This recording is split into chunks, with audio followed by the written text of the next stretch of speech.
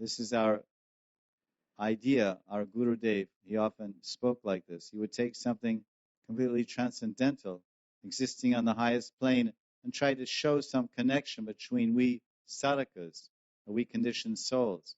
Once, Prabhupada was giving a tika on the 10th canto on the Kamsa Mardana, Kants Mardana.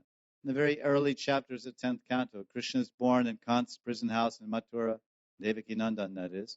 And then later Krishna came for a wrestling match and he defeated the wrestlers and killed the wicked, demoniac, tyrannical, treacherous Rakshas, the king, Kants. So Prabhupada is writing tikas. So this is a pastime of Krishna that took place 5,000 years ago in Vrindavan. And Prabhupada in his commentary, my Gurudev, he said, Kamsa was harassing all the Brishnis. He chased all the family members of Vasudeva and Devaki and Krishna. He chased them all out of Mathura Mandal. They were hiding in caves in fear of that wicked demoniac king Kamsa. And Kamsa was killing the cows and chasing the Brahmins and stopping their yajna. He was an enemy to the Brahmins, an enemy to the cows, an enemy to Krishna's family. He was such a wicked demoniac king, Kamsa. So Krishna went and killed him. And Gurudev, when he's writing his tika, he's commenting on that and what it meant. And he said, just like today,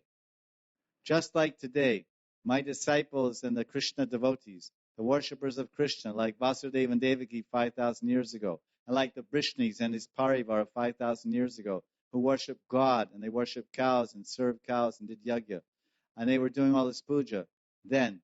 But just like then, my disciples who were trying to worship Krishna and protect cows and serve cows, like the Brishnis, they're being harassed and arrested and persecuted by the Kamsa-like kings and leaders of the modern world.